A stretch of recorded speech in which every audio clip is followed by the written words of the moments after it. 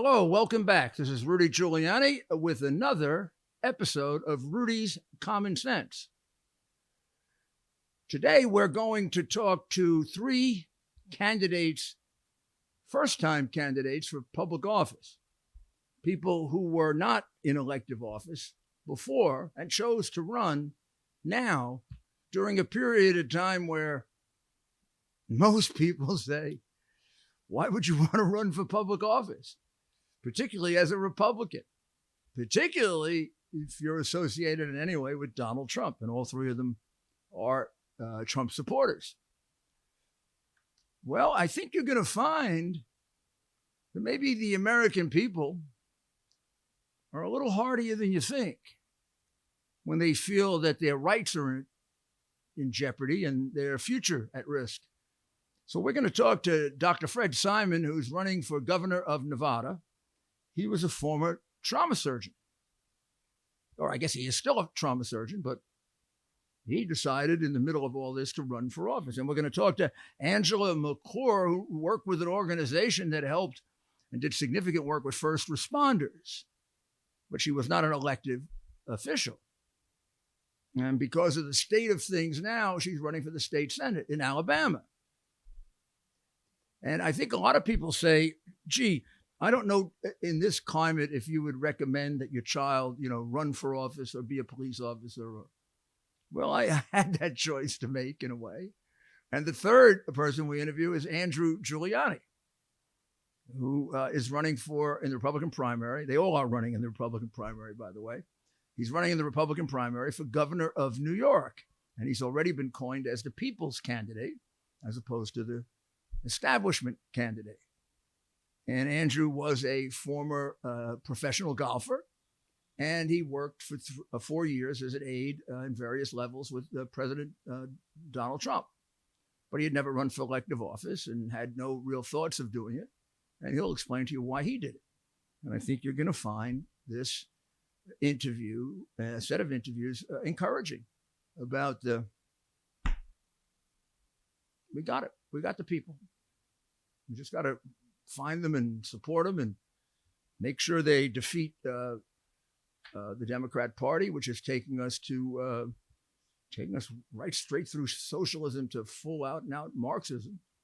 And we got to work get rid of the people in our party who somehow decide to compromise, give up the agenda, or get involved in the corruption of the Democrats, or maybe their own. I don't know. But in any event, we got a little problem within and a big problem without, but we've got candidates like you're about to see. So let's begin with Fred Simon.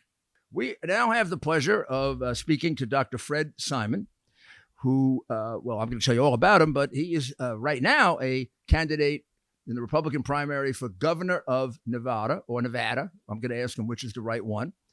And as he will tell you, he's a medical doctor, a very, very formidable career as a trauma surgeon, and a full and complete career as a doctor. And he has decided to run for governor. And like the others that we're interviewing, we're exploring the topic of why people as successful as Dr. Simon, as fulfilled as Dr. Simon, would want to enter politics now, which seems to be frightening an awful lot of other people away, right?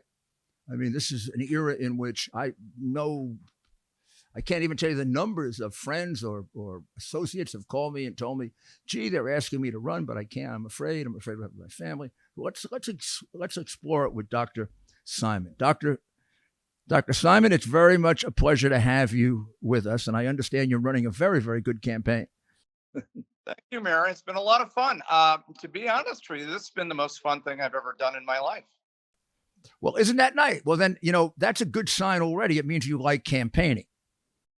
I love campaigning. I've been, Nevada's the seventh largest state in the nation. So if you go to the northeast corner, you have Elko and Wendover, which are rural communities where we have mining. Mm-hmm. And then you go down to Las Vegas. It's a trek of about 500 miles.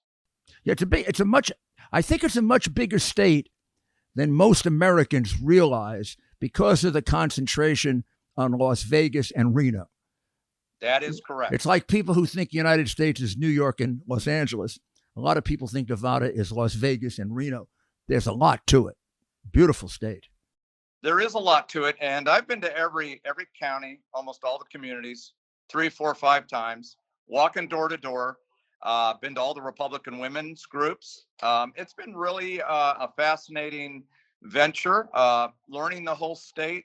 Uh, every place in the state's a little different. Every community has a different a set of problems and issues, and you have to coordinate your ideas in relationship to the entire state. Obviously, Las Vegas dominates the rhetoric. So now in the Republican primary, that is roughly what percentage of the population are registered Republicans? And are they the only ones who can vote in the primary? Well, it's about 580,000. 580,000. Okay. And are they? Is it a limited primary just to Republican voters? That's correct. Okay. Now, the key question is, why did you leave a beautiful, wonderful, distinguished?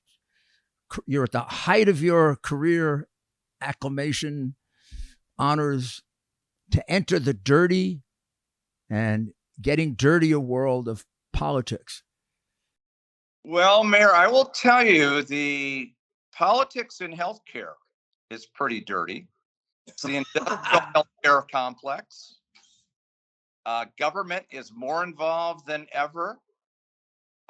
They are taking over the practice of medicine. They're dominating what physicians do, whether they say it's true or not. I went in 2020, volunteered and worked in a COVID ICU.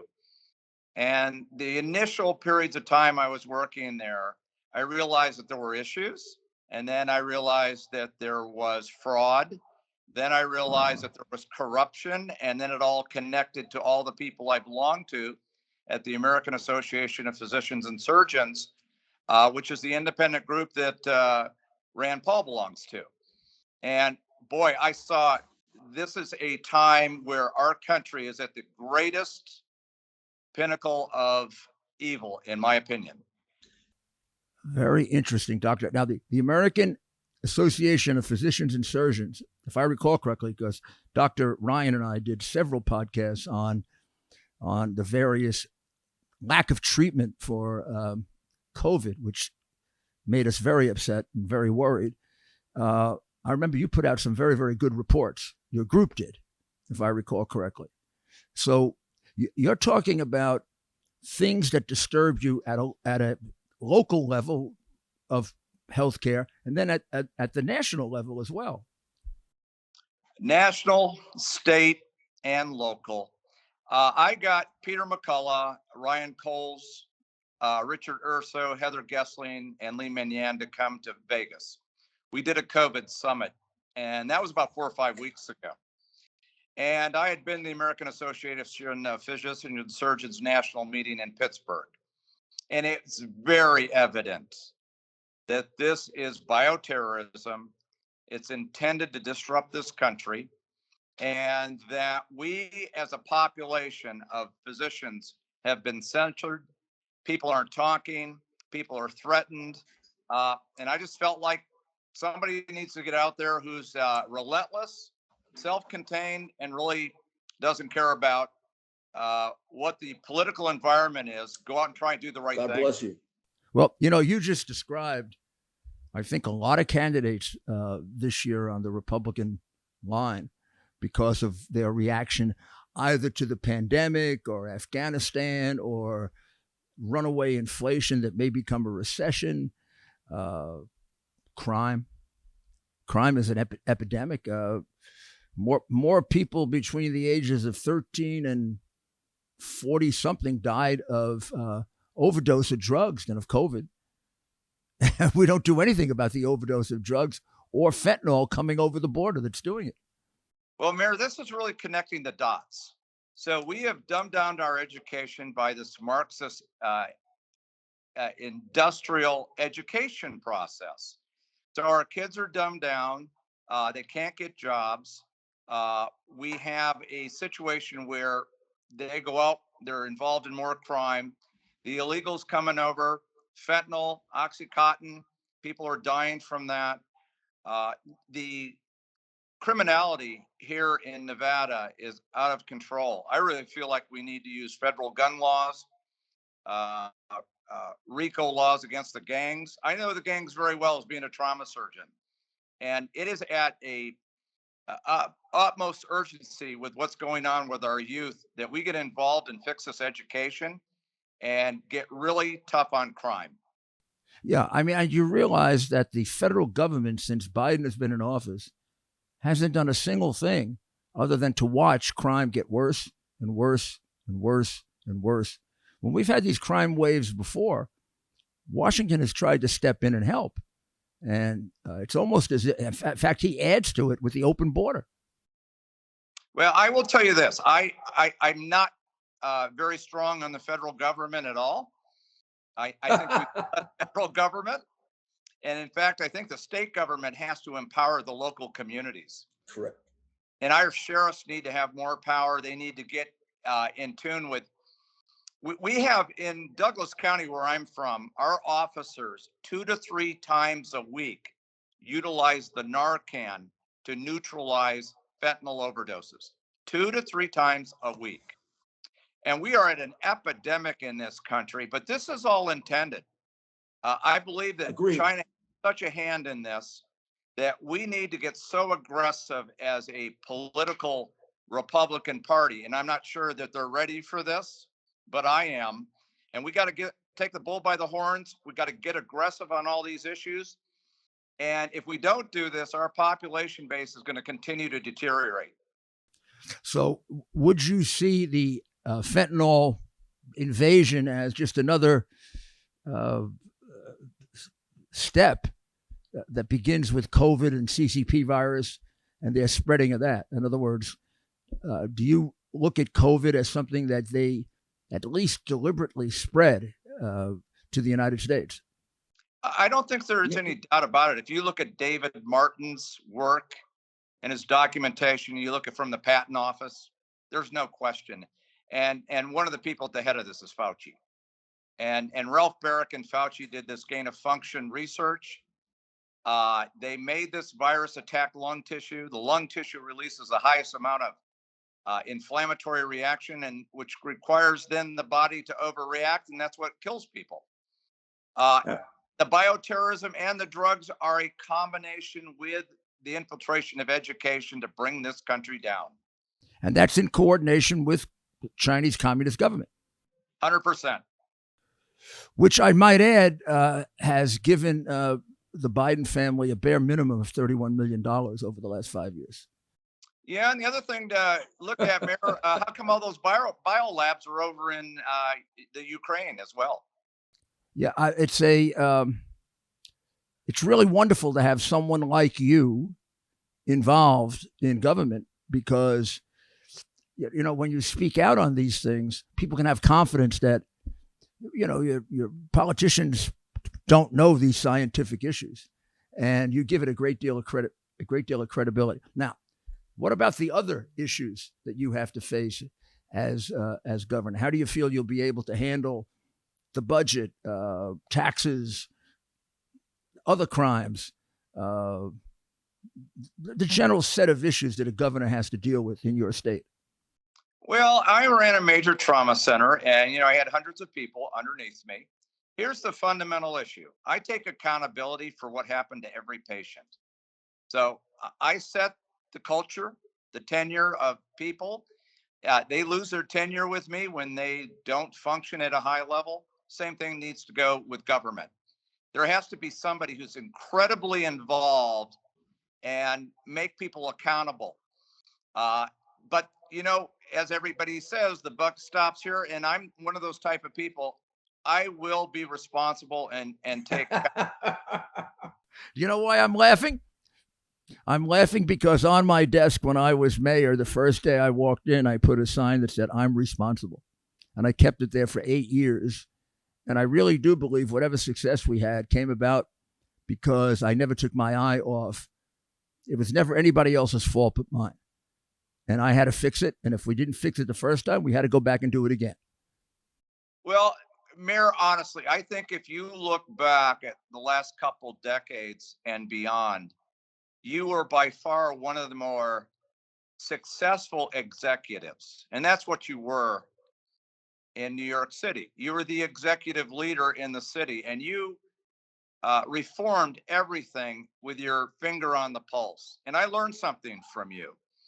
And when I was in running my trauma center, I took some of the tenets and principles I followed from you. I'm an East Coaster, grew up in Massachusetts. Oh, And you know, fundamentally, we're a little bit of a different breed from the East Coast. And what I learned from you is you keep your eye on the ball all the time. You keep involved, and when things don't work, you adjust, and you will find the right alternatives and get successful. But it requires a lot of work. You know, with the success that Donald Trump had coming out of business, becoming president, let's forget the controversies and whatever. I think you'd have to be the most prejudiced of people not to admit that he accomplished a great deal, particularly compared to where we are now. Right? My goodness, you know, peace in the Middle East, no issues with North Korea, no issues with Russia, no issues with China. Russia didn't invade Ukraine under him. They waited for Biden. They did it under Bush. They did it under Obama, and they did it under Biden. I got to tell you something. But this idea of people coming out of executive success in other areas, I think since government is failing so much, it's exactly what we need. Well, you know, even the education process is an executive leadership. My wife and I have been in it 20 years. She was on a school board for 8 years, president 3 years, a oh, senator 25 years as a principal. You know, you have to come in and reform education in this country. We're 50th out of 50. We're the worst state in the nation. I didn't know that. I didn't Yeah, know. I you didn't can't know get that. any worse than that. But, you know, it's not about money. It's about organization. It's about buy-in. It's about working with the teachers. It's about reforming things at the failure level of the kids. You got to get kids, and you got to do remedial training. You got to find teachers that need help, and you need to reorganize that. And it's a very important part. It's the foundation of America. Now, tell me the politics of it. How does that stand right now? Well, the politics of it is very interesting. You know, arrogant and egotistical people make mistakes. So they took all the money out of the counties. And so the governor really handles the pocketbook for education right now. So if I came in as governor, I have the pocketbook, I'll work with the unions, but we need to get the ideology out of the classroom. We need to teach arithmetic. Arithmetic with an answer? Like 2 and 2 equals 4, that's right. But if you say 5, it's wrong. You got it. Oh, good. Let's ask the kids what they want to do. Not every kid, you know, you got to find out what they're best at, and you don't plug them in holes. A lot of kids don't need to go to college. Where are the trades? We need trades to come back in the middle schools. Get the ideology out. Get the kids interested. Ask them, what do they want to be? What do they want to do? And then we need a mentorship program with business on the outside with these high school students to keep them really engaged. Well, Doctor, it sounds like a very, very impressive program. If people want to support you, both in Nevada and outside, because we all have an interest in the kind of government you're talking about working, because if it works one place, it catches fire. So how do they get in touch with you? How do they contribute to you? How do they support you? Well, I'm at simonforgovnv.com, SIMON, forgovnv.com. And just being on your program, it's immensely important to me to meet you, one of my mentors. Well, you're very, very kind. You're very kind, and I'm going to be watching this very carefully. Well, you sound like just the kind of candidate we need right now all over the country. We've got some of them, probably not as many as we need, but we've got some really good people. It sounds like you're right in that wheelhouse. Doctor, thank you very, very much, and I'm praying for you. Okay, and I'm praying for you too, sir. All right. Thank you very much. God bless. God bless you. Well, now we're going to interview another candidate who decided to run for office, even though she had never done it before, had a separate career, and picked a time when people would say to you, I wonder why you're running for office. Oh my gosh, politics is so difficult. It's so hard. So this is Angela McClure. Angela, tell us exactly what you're running for and where, so everybody knows that first. I'm running for State House in Madison County, District 20, which is North Alabama in the Huntsville, Alabama area. We're mostly a military. We have NASA here. We're mostly a military community. And your background before this, were you involved in politics or interested in politics? You had not run before. I had not. I grew up in a family of attorneys in Montgomery, but I became interested in service actually at a young age. I served with Governor Fob James at the age of 14 as a legislative page, but never really thought about getting into politics until I served with Donald Trump on his advance team with the office of the president with the White House. I was on the remote staff. And I think in this age that we are in with the Democrats controlling things right now, a lot of good Republicans have decided to stand up and run for office in order to get things back to the way they were, to help with getting things back to the way they were. So what is, in your district in Alabama, what's the biggest driving force that affects people? What are they upset about in the transition from Trump to Biden? Well, I believe right now it's definitely the economy, and it's come on fast. We are definitely probably about to go into a recession. The gas situation here is dire. I'm concerned, or I was disappointed rather, that the governor did not suspend the gas tax at least for a little while to have some relief for everyday people. I know as a single mom, it took $25 to fill my tank up. Now it's $55. That's a lot of money in somebody's, income that wasn't prepared to spend that kind of money on gas from month to month. And what are the politics of your particular district? You have to run in a Republican primary first? Yes, sir. We are primarily Republican here. We do run into we have to run in a Republican primary to begin with. We do not have a Democrat running in this race. It's for Republicans, but there is an opponent in my race that has decided that he is not for school choice, that he took $10,000 from AEA, which is primarily a association that is for Common Core, and that's not what the Republican platform is about. It's very concerning.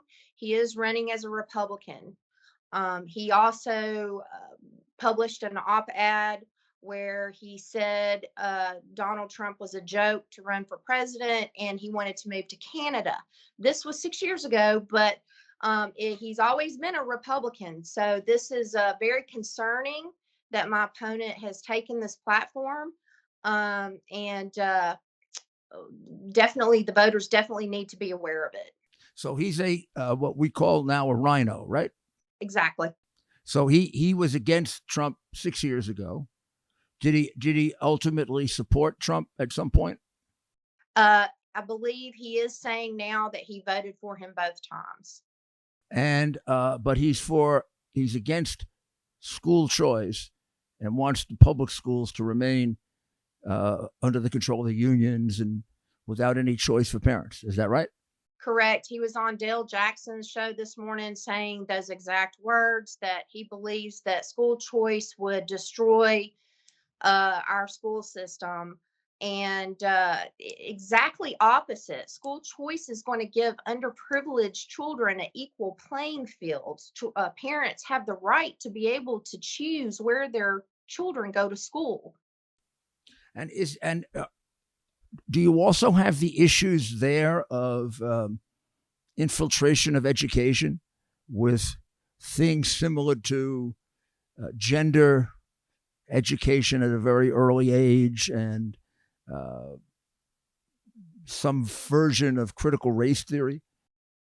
We do not have those issues as much as probably other states, but as a parent of a child in sixth grade, I can tell you that those beliefs are seeping into our school system.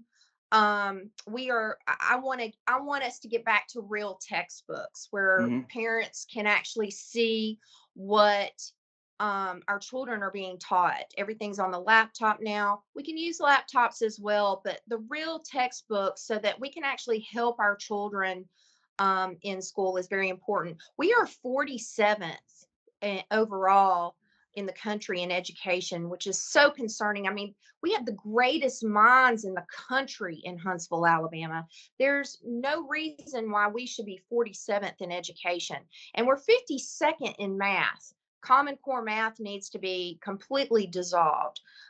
We have put an $8 billion bill, or passed a $8 billion bill this session. And we can't just throw money at the education system. There need to be specific programs, after school programs, mandatory after school programs, even for children that are failing.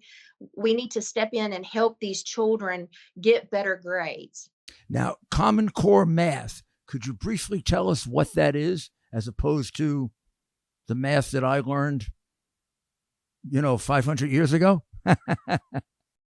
I'm not an education expert, but I can tell you as a parent that has to help my child with Common Core math. I mean, my daughter wants to be an architect. She's always made A's and B's. She's made C's this year in math, and it's very concerning. I go to help her with her math homework, and we have to go online to figure out how to teach the Common Core math. I don't even think the teachers really know how to teach the Common Core math, which is concerning. And they really just give them a packet and tell them to go do their homework. So Alabama needs to rebuild our education system, I believe, from the ground up with experts that really know how to get education going. Teachers need to be accountable too for what they're doing in the classroom. It's practically impossible to let a teacher go nowadays. They need to be accountable for what they're saying to our children in the classrooms. Now, you're entering politics at a time in which many people shy away from politics because they've seen the last 4 or 5 years, particularly the situation with the Democrats and Trump, and it's been brutal.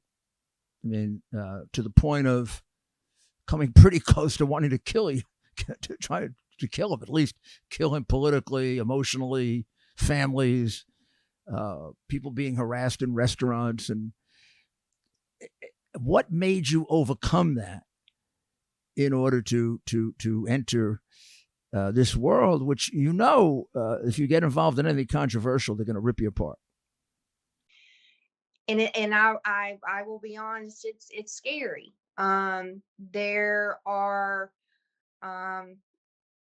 definite worries about going into politics. I sat my girls down and I said, this could get difficult.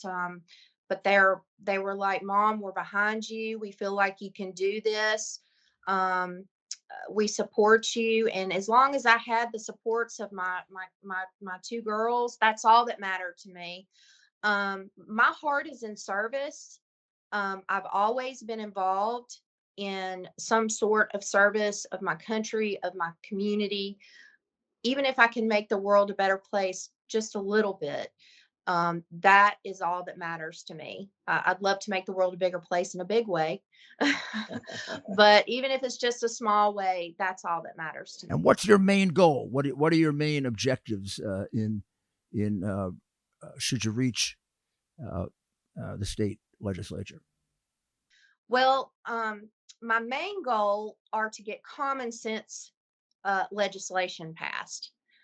We have a lot of bills that are before the House right now that just aren't common sense. I think a lot of our voters here in Alabama are frustrated with our legislature.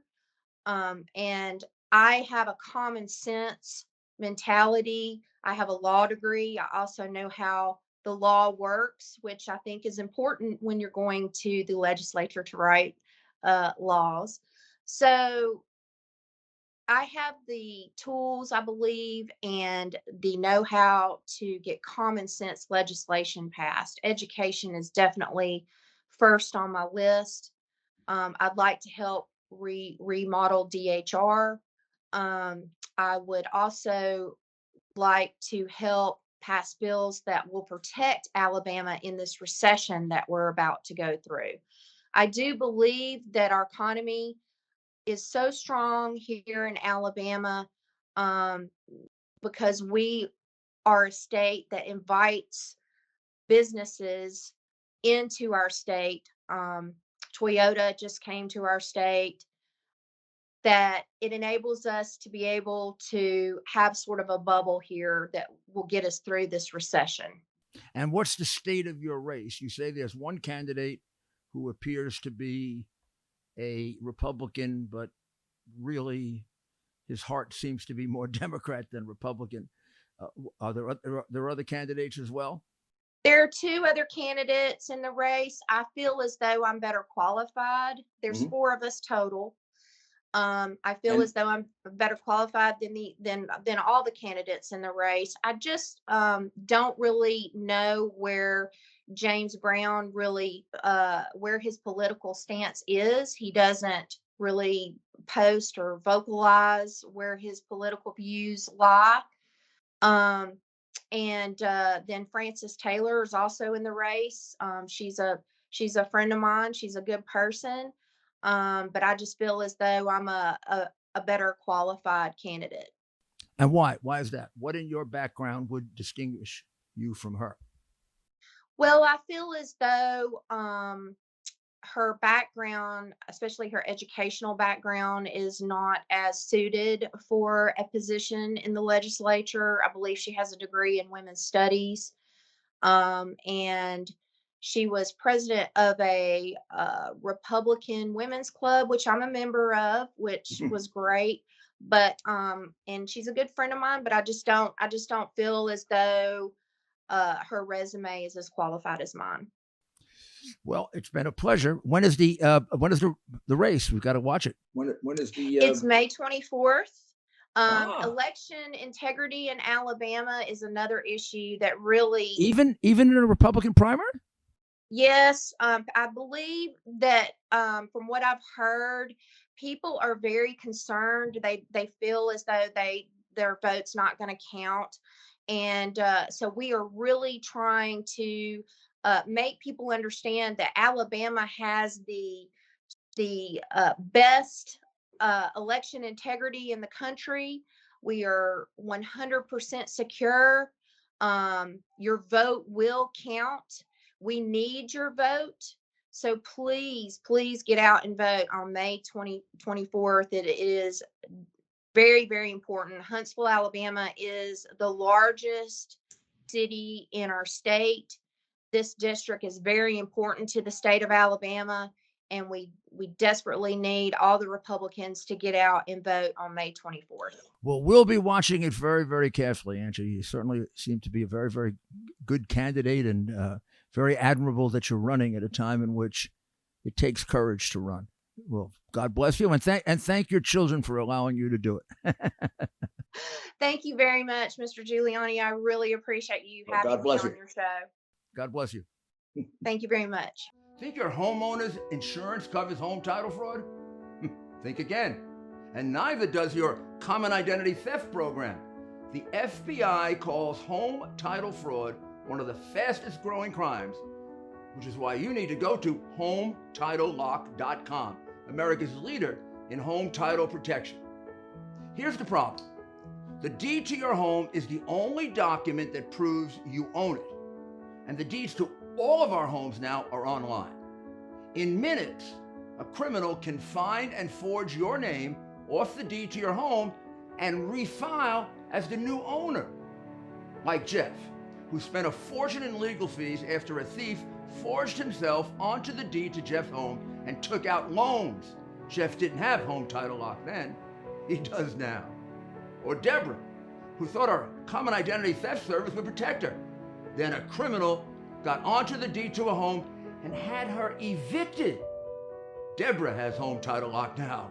HomeTitleLock.com is your peace of mind, and the deed to your home is protected.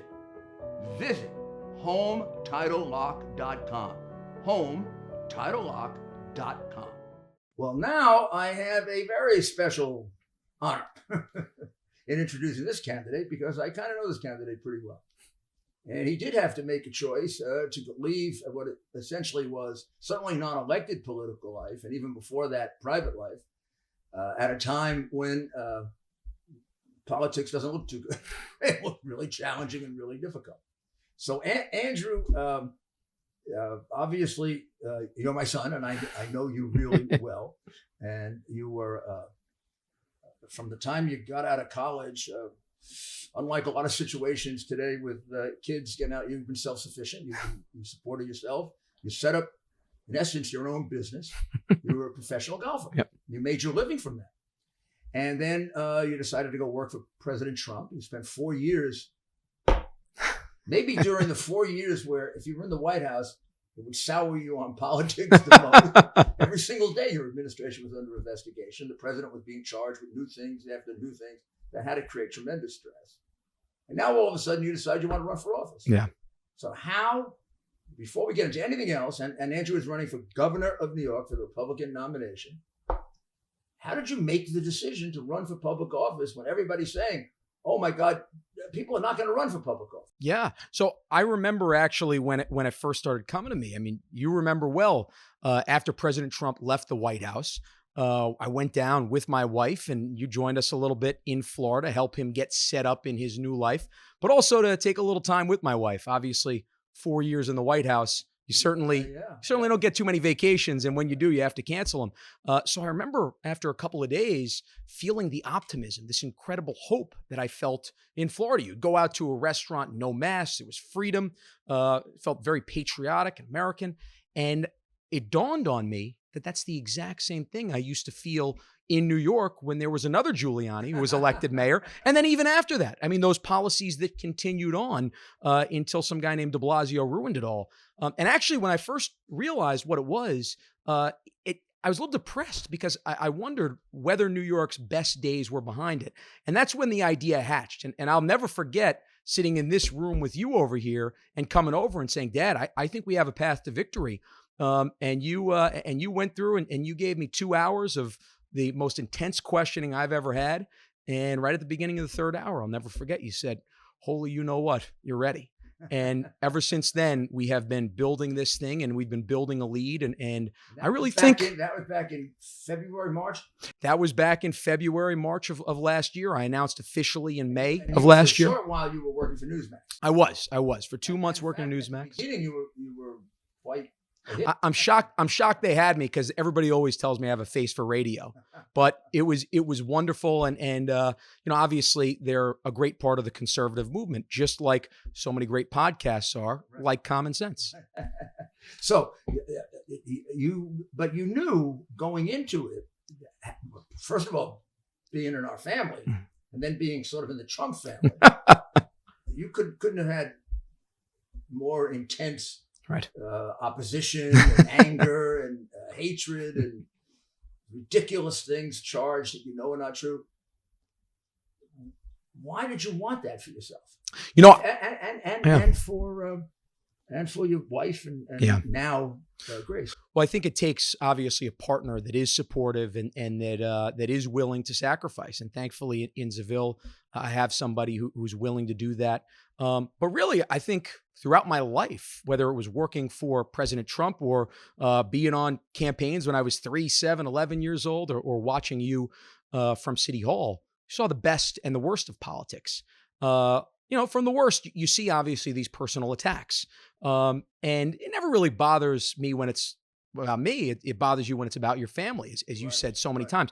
But the best, and this is what I always go back to, when we look at New York City in 1991, the rotten apple, what you were able to do for New York City. There's nobody since Peter Stuyvesant that has done more. No, it's true. For New York City. I think President Trump had that same approach with our country and is certainly the greatest president of my lifetime. When you have the right leader with the right team at the right time, there's nothing better that you could do with your lives than serve in public office. Yeah, the only president I could think had as big an impact, or possibly more, possibly the same, as him was the one I worked for, Ronald Reagan. Yeah. And so if I look back on the presidents from the time I was born, of course, I couldn't count Roosevelt, Truman through Biden. They would be the two most, by far, impactful presidents. You might not agree with their changes. I did. Right. You might not agree with their changes, but wow, they really changed the government. Yeah. So that's the way you approach. That's the way you approach what you want to do as governor. Absolutely. And I think it was so exciting every day to go into work for President Trump. It didn't mean every day was a great day, right? I think some of the days actually that probably were the toughest days in the White House wasn't when, the Washington Post or the New York Times was attacking you. It was when you found out you were betrayed by a Republican, because you expected it from the Democratic side. And we saw that a lot, certainly in the first half of the administration. And then at the very end, everything that you did to uncover, obviously, the fraud that we saw in the 2020 election, there are a lot of Republicans that were and are still resisting the truth coming out, as we're seeing now. So to me, that's the toughest thing. It feels like Brutus is stabbing you in the back there. Probably Judas is probably more appropriate for this time of year, but that's what it feels like. But no, it does, and it's a problem. Yeah. The Republican Party has to overcome if it wants to fulfill its promises to the people. So, for example, in 2010, there was a massive Republican victory. Yeah. And it seems to me that Speaker Ryan blocked most of what we promised to people. Yeah, I think that's accurate. Left a bitterness. Yeah. So the Democrats were able to win again. Yeah. And right now, specifically for our race, I think we have a little bit of that power struggle going on in New York State. For those of your viewers. So tell us now Sure. about your race. Right. Deciding to run for governor instead of mayor.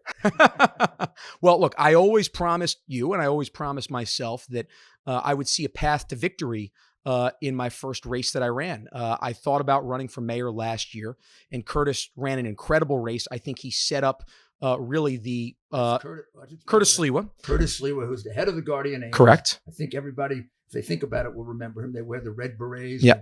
They work in almost every American city. And Right. become very important again now. Right. The crime wave going on. Exactly. They've always been important, but they're most important when we have these tremendous crime waves. Curtis ran an incredible race, and he was the Republican to get more votes than any other Republican who's still a Republican since you. So to me, I look at it this way. I wanted to see a path to victory, and I could see very early on as I explored this, the path to victory on November 8th and how we save our state. But specifically what's going on, I think, with the Republican Party versus the voters, Republican voters of New York. Very early on, the Republican Party wanted to coalesce around one candidate, a guy named Lee Zeldin. A guy who, by the way, in 9 independent polls that he's not paid for or I've paid for, we've been beating in all 9 independent polls. The chairman of the state GOP made it very clear he did not want Donald Trump mentioned at all during any primary, and that's why it needed to be wrapped up even 18 months before Election Day. I said, look, I have the exact opposite philosophy. I think, honestly, any successful governor of New York will look at the successes that Donald Trump did in the country, that Rudy Giuliani was able to do in New York, that George Pataki was able to do as governor of the state of New York, and not be afraid to mention that, not be afraid to actually figure out how we're going to develop our own playbook for the state. similar to that Trump was able to do for the USA. The great news is we got word today from the Board of Elections that we will be on the ballot. They are playing some dirty tactics to try to get us off the ballots. But I think it's very important for voters to know that I am the candidate who wanted to make sure that the 2.9 million registered Republicans had a voice on June 28th. And Lee is the candidate who wanted them to all shut up. Well, this is not unusual to New York. So, as you know, over the weekend, I went to the Republican convention in Michigan. Right. And there was very, very strong battle over trying to keep Matt DePerno out because they considered him too tied to Trump. Yeah. And he won, but it was tough. And then this RINO movement, now, and the other gentleman that will appear on this podcast who's running in Nevada has the same problem. Yeah. He's got a Republican candidate who really opposed Trump. Right. Now is pretending that he's for him, but is now against school choice. Yeah. So I'm wondering what the heck is he a Republican? Sounds like he's owned by the teachers union. I think if we don't get this straightened out, we're not going to accomplish anything. Yeah. Because we're too darn divided. Right. And then people are undercutting the president's agenda. Yeah. And look, I want to be clear. I don't just mention Trump so you can say Trump 100 times. I mention it because he was a great president and somebody that we want to model our administration after, from a regulatory reform agenda, from a crime and safety agenda, right? You can equate what he was able to do on the border to what we want to do actually with our police here in New York by repealing bail reform. But ignoring him is not the answer. I find it funny that you think about a state like New York. We haven't won a statewide election since 2002. Think about a state like Michigan. It's been at least 8 years since they've won a statewide election. This is all pre-Donald Trump, and the political consultants in the political class say, hey, wait a second, we can't mention Donald Trump. Well, the only person that had success in New York and certainly in Michigan when he won in 2016, and I certainly believe won again in 2020, was a guy named Trump at the top of the ticket. So it makes no sense to me, and I think, unfortunately, there are ulterior motives involved in these decisions that these consultants and even the Michigan and New York GOP are making. Well, I mean, it's really in many, many places. I'm not going to say nationwide, but almost nationwide. There's almost a race going on between the political class and the citizen politicians who are coming forward to run. Right. So one of the people I'm interviewing in this podcast, Angela McClure, I asked her that question. I said, was it difficult for you to run because of all the turmoil and all that? She said, no, actually, I think more Republicans like us are running now because we're so upset with what we see. It overcomes our fear. Yeah. We're so upset with what we see the Democrats doing. And we're so upset even more with members of our own party who either are complete traitors or they go back and forth. Yeah. That we feel we have to run. I think about a couple of the groups that have endorsed me recently, like Unmasked New York School Children Now, like Save Our Schools. A lot of those mothers, actually, as of a couple of years ago, were independents and Democrats. But I have to tell you, they are some of the most fervent believers now in the conservative movement, simply because they see that actually we are the one with liberal ideas, not leftist ideas, right? I think the Democratic Party, libertarian, but also I would say this. I would say the liberal idea of allowing you to make the choice of whether or not, that is a liberal idea, right? The idea, the freedom to be able to choose whether or not you get the shot or not, whether or not your kid wears the mask or not. That should be every parent's choice. That shouldn't be from the state. That would be what I would call a freedom idea. I think what the left is doing right now is illiberal, is not liberal. And because of that, we've seen more independents, more Democrats come over to what you'd consider to be the conservative movement. But I think more than anything, it's the movement of freedom. Yeah, I think it's absolutely right. And I think the pandemic and all of the dictates and mandates and has brought that on. Right. This feeling that we've become, well, I mean, New York has been a dictatorship for the last 3 or 4 years. Under Cuomo first and then Hochul. They don't pass laws, they govern by dictate. Yeah. All this question with mandates, it's about governors' dictates, not laws. That's exactly right. I mean, to me, this is very simple. If you want to get the vaccine, if you want to get the shot, that should be every single individual's choice and individual's right. You shouldn't have a gun to your head saying, get the vaccine or you're not going to have a job. And unfortunately, in New York and in other states, we've seen that be the philosophy of Democratic governors. And you have a state assembly and a state senate in New York that does not want to stand up. So for me, I've made the campaign promise to all New Yorkers that on day one, whatever unconstitutional mandates exist, I will eliminate and I will hire back whatever workers have lost their job with back pay. A lot of very good people Yes. have lost their jobs. Absolutely. A lot of 1,300. very, very good people. When you think those people have to be also highly principled people. Yeah. Because whether you agree with them or not, they've got a lot of courage. Absolutely. To stand up for their principles. It means they're probably very, very good workers, very dedicated workers. Now, there's a guy named Andrew Cuomo who casts a big shadow over this race. Right. After all, if things had worked out, he'd be the governor now, and he'd be making the decision whether he, like his father, I think his father ran for a fourth term. Yes. But like his father ran for a third term. And then, of course, along the way, certain things happened. A lot of elderly people died in nursing homes in New York and several other Democrat states, no place else, because of the caving in to the people who gave him money, right? The people who run the nursing homes. Yeah. Like in New Jersey, like in Michigan, a couple of other places. And then, of course, he had the awkward sexual behavior. I don't know how to describe it. There were all kinds of different things. And then he had writing the book. $5.1 million using state resources, getting while you're governor. Yeah, apparently it was written by a staff. Yeah. While he could go around being a hero and certain decisions being made and held up because he didn't want to affect the book. Right. So he's out in a scandal. We get a new governor. She's more liberal than him and liberal in the old fashioned sense, left wing. Yeah. She loves mandates. She loves having masks on people. She's taken the budget to $220 billion. Amazing.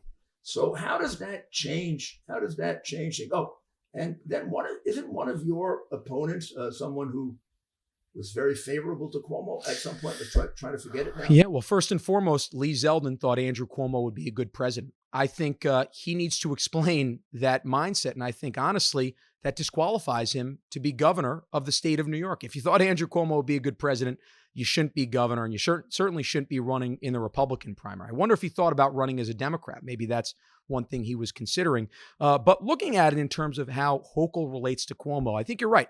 Hochul moved further left than Cuomo ever did. Not because Cuomo was doing it because he's an altruist. He did it because he's a narcissist and wanted to keep power. But more than anything, let's take a look at this, right? I've always been saying that Hochul is more liberal, Cuomo is more corrupt. But I don't know, the last couple of weeks in looking at the Buffalo Bills stadium deal, where her husband is the number 2 lobbyist in that deal, and where he'll be profiting off of the concessions, which will triple within a couple of years, that money, on top of the fact that her first major appointment, her lieutenant governor, Brian Benjamin, was arrested for campaign finance fraud. This woman is disqualified to be governor of the state of New York. I look forward to giving her pink slip come November 8th. The warnings about Cuomo came when his chief aide went to prison. Yes, Percoco. I don't know if that's before or after Zeldin pronounced it to be a good president. Right. But the reality is that these are very, very dangerous signs in a political party that has this problem generally. Yeah. You look at all the money that Pelosi makes with a husband. You look at the Biden crime family. Yeah. This is going on in Albany quite a bit. And I think it goes on our side too. Yeah, it does. And I think, unfortunately, what you have is the media look the other way on it, right? I always thought about this when I was working in the White House. I would never, ever use any government resource to even, let's say, print an article that was a personal article that I wanted to read. Because I knew if I, let's say, printed 5 pages that cost the taxpayers 2 cents, maybe in ink and pages, that the Washington Post would scrutinize that 100 times more than an $83,000 a month business deal that Hunter Biden made from Burisma, or a $1.5 billion investment that he made from China. I always proudly said I was honored to take 5 figures a year serving my country while Hunter Biden was taking 8 figures a year serving China. Yeah. I think there's an importance now that people run for public office that have very, very high ethics, because we got to restore it. Otherwise, people have no respect for our government. Yeah. All you read about now are things like the Hochul's. She's building a stadium. She's building a stadium for her hometown. That's an issue in and of itself. She moved it out of downtown to the suburbs. Like Cuomo actually had a better idea doing it in downtown as urban development. She's moved it to the suburbs. She's going to put in $800 million. Now we find out it's going to cost $4 billion because she had to pay off a lot of people to go for the stadium in order to get the votes, because they were saying, oh my God, Buffalo. Now her husband's going to make who knows how much. Yeah. Look, the Buffalo Bills are an integral part of Buffalo in the state of New York. And as a Giant fan, I always get teased and reminded they're the only team that actually plays in the state of New York, as the Jets and Giants play in New Jersey.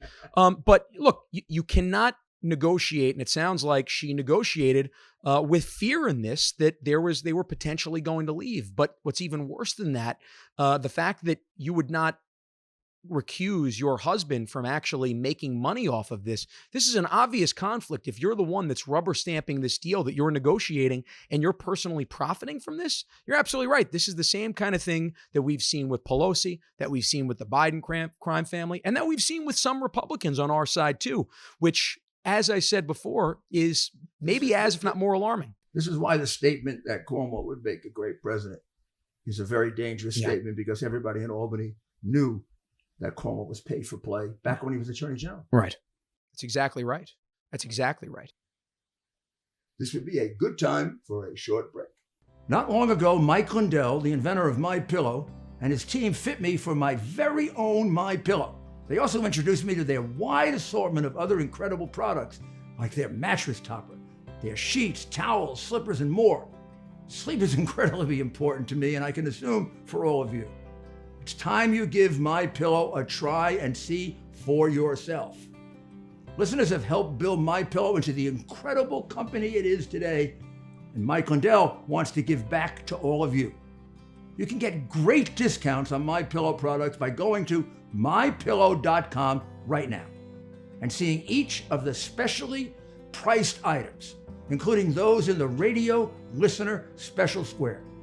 You're going to see rotational offers up to 66% off on products like their pillows, mattress topper, Giza sheets, but also new products like their slippers, weighted blankets, robes, and waffle blankets. All MyPillow products come with a 60-day money-back guarantee. Enter promo code Rudy for these great specials. That's mypillow.com and use the promo code Rudy. Welcome back to my interview with Andrew Giuliani. So Andrew, there are so many issues, and the country is in such bad shape, and many of them are common from one state to another. But can you boil it down to the single most important or the two most important that you think will decide this election? You know, I said this yesterday, and obviously any great campaign has one, maybe two issues. It's very difficult right now to figure it out. Because once I say what I think is the most important, I say the next and the next, and I think that's as important. But I think first and foremost, this is about making sure that New York is safe. I've said, and it really is true, the next successful mayor of the city of New York or governor of the city of New York will utilize a playbook that's already been developed. It happens to be called the Giuliani playbook. We have seen crime double across New York State, not just in New York City, but also in Rochester, where they had the most murders ever in recorded history. In Binghamton, as we were there this weekend doing a rally in Endicott, we've seen crime skyrocket. Same thing in Buffalo. The truth is we need to make sure that we get rid of bail reform on day one. And that's a meeting that I have with the Speaker of the Assembly and the State Senate and say, this is my number one priority. Until you do this, I'm not going to fund whatever your top priorities are in the budget. That's how important it is to New York. But also, right, these mandates, as I mentioned before, that's as important as an issue. When you look at educational choice in schools, having a tax voucher program and more charter schools, that's as important if you're a parent. Voter identification, as we saw, so important to make sure that we have integrity in our elections. And also, not being the highest tax state or competing with California to be the highest tax state in the country. New York has led this last year the country in outmigration. And it's for all of these reasons. If we're able to fix these, New York again, I'll take a word out of our former boss. New York will be great again. Again. Bail reform, basically simplified, means people get arrested and they get put out on the street immediately. Yeah. For almost every property crime except the worst. So property crimes have gone up 70, 80, 100%. Auto theft, 120%. You virtually can't have a car on the street. Yeah. And then we have these terrible violent episodes where old people are hit in the head and people are thrown on the subway tracks. Subway crime is up 80%. Yeah. We elected a new mayor on a law and order platform, but he's a Democrat. And what's happened? He's caved into the Democratic Party, and crime is up even more under him than it was under I think 60% this year. And I fear that some of the Republican candidates who tend to go with the flow deal makers will not have the stick-to-itiveness to really get these things done. Yeah. So, I mean, do you realize how much opposition there's going to be to what you want to do? I do. I think I do. Certainly, I saw it with you as mayor. I saw it certainly with President Trump working as him, as somebody who staffed him for 4 years, first as an associate director and then as a special assistant to President Trump. But to me, here are a couple action items. I always like to, instead of talking in large platitudes, I like to give voters exactly what we would do on day one. That's independent of the assembly. First and foremost, as you know well as mayor, the governor actually has more board seats for the MTA, for our subways, for our Long Island Railroad, our Metro North. Obviously, so many people know the New York subways, whether you've ever traveled on them or see them in the movies. People think the mayor runs the subways, and it's not true. The governor does. Exactly. We've seen crime triple on the subways over the last couple of years.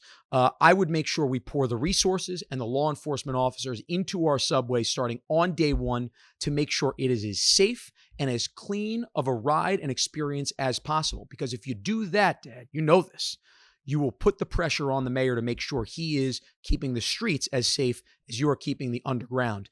And then I think you're going to have a mayor that's going to want to work with you with an election who's going to be coming up before yours. What I also would do on day one, and I think this is very important, I would fire Alvin Bragg, the district attorney in Manhattan, who has violated his oath of office by saying he does not want to prosecute resisting arrest or armed robbery, and any of the other 62 district attorneys in New York who violate their oath of office.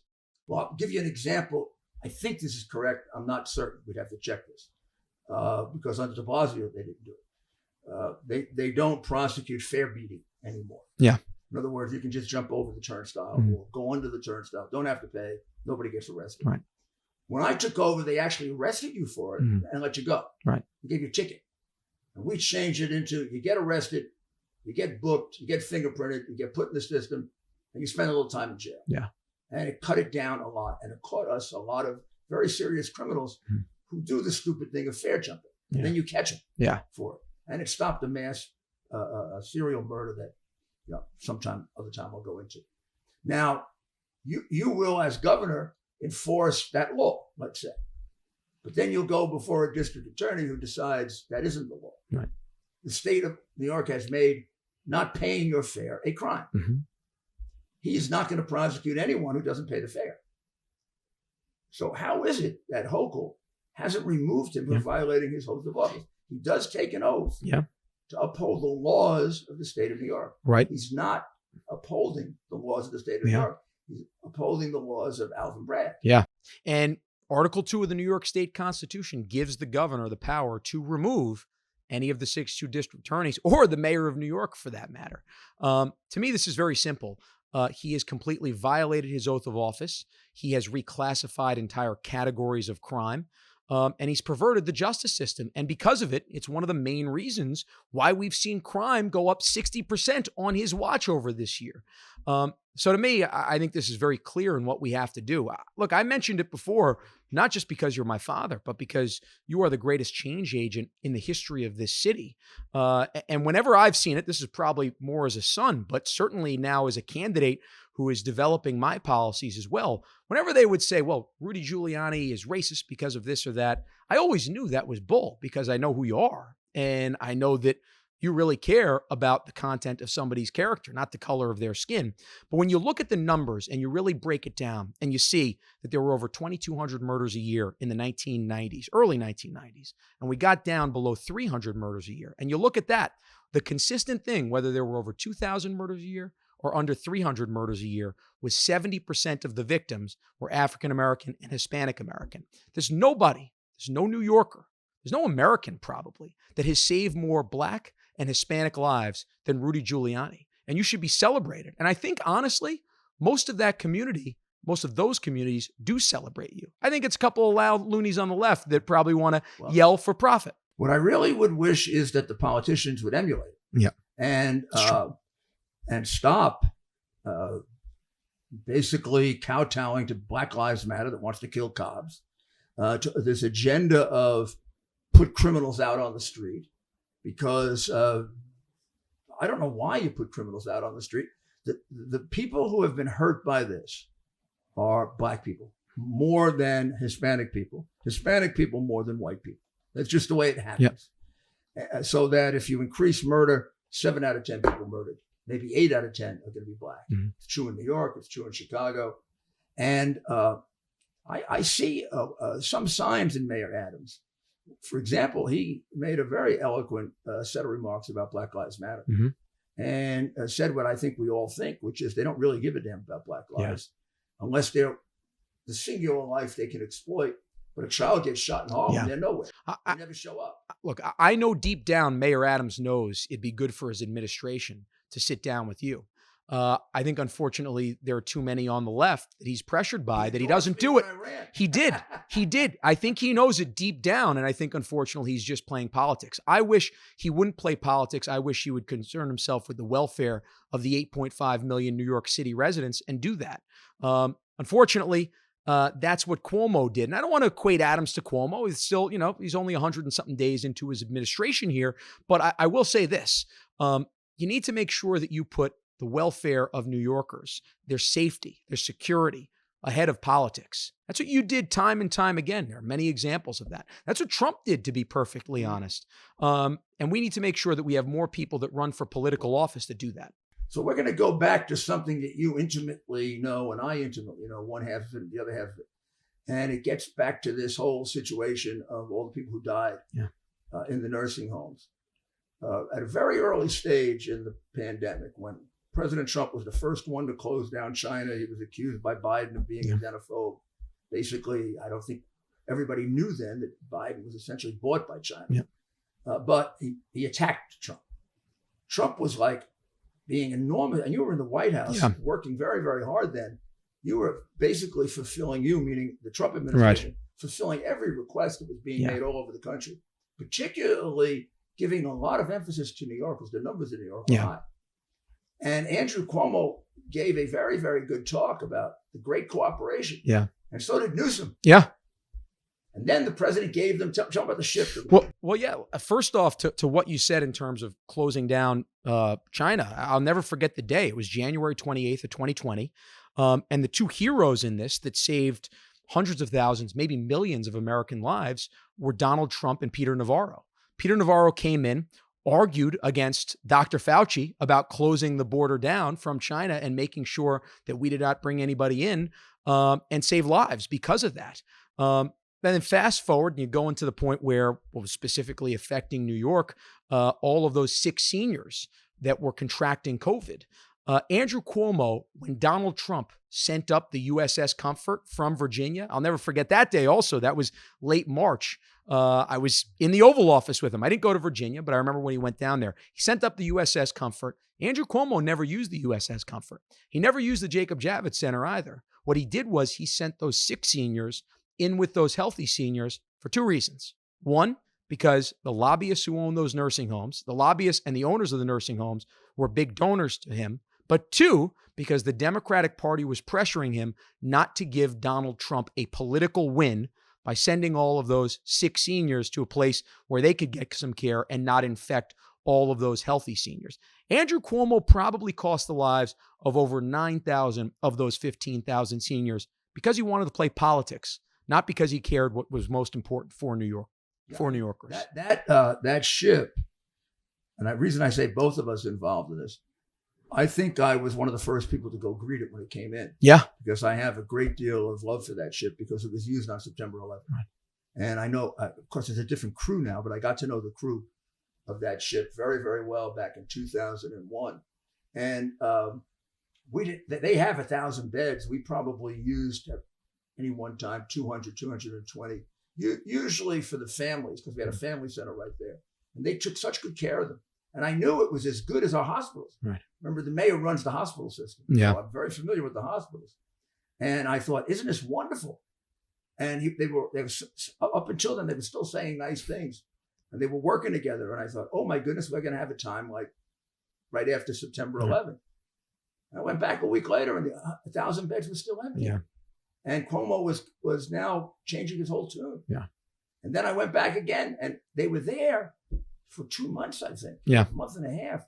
Not a single bed, I think, maybe a couple of beds used. Yeah. 1,000 beds. Yeah. You could have put 500 of those people in there. You could have put 1,000. And I also happen to know this whole not having enough beds was a complete lie. Mm-hmm. There are plenty of beds that we closed down. There are places that used to be mental hospitals that have thousands of beds that easily could have been cleaned up. So, but the nursing homes would have lost money. Yeah. Well, Andrew, the real key to who should be governor of this state or any other is the one who rids himself of this corruption garbage. And, I'm not going to use this ship because my financial donors are going to get hurt if I do it, even though it's going to hurt people. Or the party wants me to do it. Let's give them an example that they can hang their hat on. It's a small one.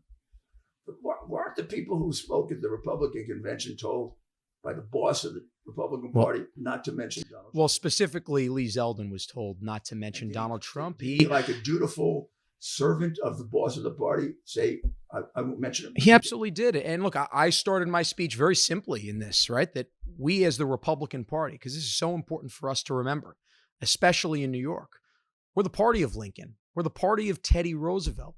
We're the party of Ronald Reagan. We're the party of George Pataki. We're the party of Donald J. Trump. And we're certainly the party of Rudy Giuliani. And any great leader will look at those 6 leaders in particular, amongst others, but those, and the courage that they had, not somebody who's going to run away from that. I think it's very simple. I think New Yorkers, whether they agree with me, whether they disagree with me, they know they're going to get somebody who is a genuine person, who's going to fight every single day for them. And this is probably growing up in the Giuliani household, but corruption is not possible for us. It is honestly something that nauseates us. Look, I would rather be poor and make sure I can live with myself and look in the mirror and make sure we're doing what's right than have all the money in the world and know that I sold somebody out. Well, that's a great statement to end with, and good luck in the primary. It's coming up on June 28th. So anybody who wants to volunteer for us, we're looking for volunteers. You want to donate, buy a hat, go to nyforgiuliani.com. I normally spell it out, but you could see it spelled out back there. nyforgiuliani spelled out.com. Well, it was a very, very interesting interview. It's the first time I've really interviewed you in depth. We've done a couple of short ones, and it was very, very interesting. Look, I honestly, one of the most fun parts about this has been getting the opportunity to travel the state with you, and has been continually learning from you. You are, as I said before, the greatest change agent in our city. I've got to tell you, if history. You weren't my son, and I listened to all of the candidates, 2 of the other candidates I've supported in the past and donated to. And I have differing levels of feeling about them. But if I were just a Republican, former mayor, but you weren't my son, you're the guy I would select based on it looks to me like he's the guy who's got the guts to do it. Yeah. And is not going to back down. And I guess more than most, I know what's necessary. No, I think it's so important to make sure that the 2.9 million registered Republicans get to see as many debates as possible. This shouldn't be a backroom deal. Lee is the product of a backroom deal. Right now, we are the product of the 2.9 million registered Republicans. And to that point, guys, my opponents, let's have some debates. I know we have one on the books for New York City come June 7th, but let's do one in Buffalo. Let's get one in Rochester. Let's do one in Syracuse, the North Country, the Southern Tier. We should make this as clear as possible to New Yorkers. If you believe your ideas are right, this shouldn't be just one or two party leaders making the decision in Albany. This should be every single Republican in the state of New York who makes their decision. Yeah, and that leaves you in a position then not to owe it to any one individual. Exactly. Owe it to 2.9 million people. Exactly. And then ultimately, when the general election takes place, to 19 million people. And that's exactly the point. We are running to make sure that New Yorkers know that they will be my boss, not the other way around. And I think too many people that run for political office forget that. Well, if I weren't your father, you'd still be my candidate because I think you're the one who can get it done. And basically, I'm going around the country opposing the RINO candidates. So that would also fit in as well. But most importantly, I believe you're the guy who can get it done. Good luck. Thank you. Well, I hope you got the same sense of, good feeling out of listening to these three people, because it does say that, sure, people can be frightened about running for office. And I can tell you firsthand, it's not easy anymore. It's much worse than it used to be. And a lot of the enjoyment's been taken out of it, but it's become more necessary. And I think Angela was the one to say that she thinks maybe more people are coming forward now because they see the challenge, particularly people that view the world the way we do, and feel that there are so many things that have to be done to get us back to constitutional government, and that we're on an express train to Marxism, and we may have arrived at the station. And we just got to turn it around and turn it up and go on and really progress like we were doing before the disaster occurred. So, of course, this year we'll be paying a lot of attention to that. And because it really, the next two elections are pivotal as far as whether we're going to be able to keep our country, keep the form of government that we've enjoyed for so long, and protect our way of life. So this is not anything to trifle with, but I'm glad we've got three people like this and many, many more. So thank you very much. And we'll be back with an episode of Rudy's Common Sense in a day or two. Thank you.